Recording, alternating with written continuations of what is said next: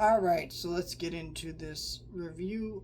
The Exorcism, whatever it's called.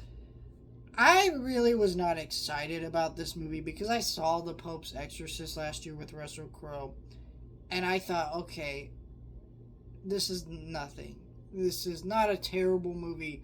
Russell Crowe actually gave it his all in that movie and did actually add enough to make it at least like memorable. Like I remember that movie coming out and I remember seeing it, but he was remember him being good in it, but everything else was like whatever. I'll never see that movie again, right? But he did add something to that movie to at least make it stand out. And so, yeah. So when I saw the trailer for this movie, or not the trailer, just saw the poster, I'm like, we're getting another one? And no one came to see it the whole week, because I mentioned this before, I work at a movie theater, and so no one came to see this movie. Which didn't shock me, because it's this movie, it didn't look interesting. And to my surprise, this movie is absolutely nothing like what I expected, and I actually enjoyed it more than I thought I would, but I still didn't like it overall.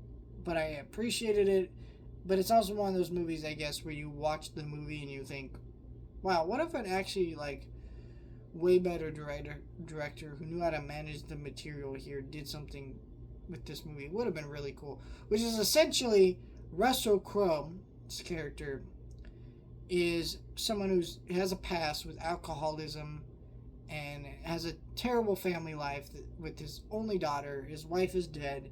He's clearly grieving. He's clearly having some issues going on. Clearly has some regrets, right?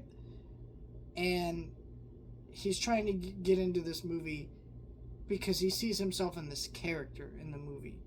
And this movie is a remake of The Exorcist. So it's him battling his personal demons while making this movie. And then basically his personal demons become the demons in the movie in a way. And so, like, it's one part, like, parody and kind of twist on the Exorcist formula. And then one part straight up just kind of boring and generic Exorcist movie. And that's where I think this movie faltered for me. I was sucked in the first act with this dad and his daughter's like storyline and their conflict and what they had going on, and then the more the movie went along with what was happening, I didn't care for it because he was funny.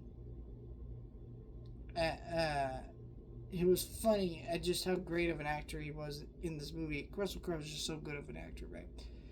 But he just kind of like gave it all in that first act, and the more the movie went along, the more it became boring, generic horror stuff. And I just feel like with the better director who knew how to direct those horror sequences, it would have been a lot better and more that had more humor, actually parodying The Exorcist and things like that. It would have had more fun with it, and I think it would have worked better. This movie's not horrible. I think if you were interested in it, it's kind of one of those movies that I could say, if it's on Netflix or somewhere to stream, just go ahead and stream it at home.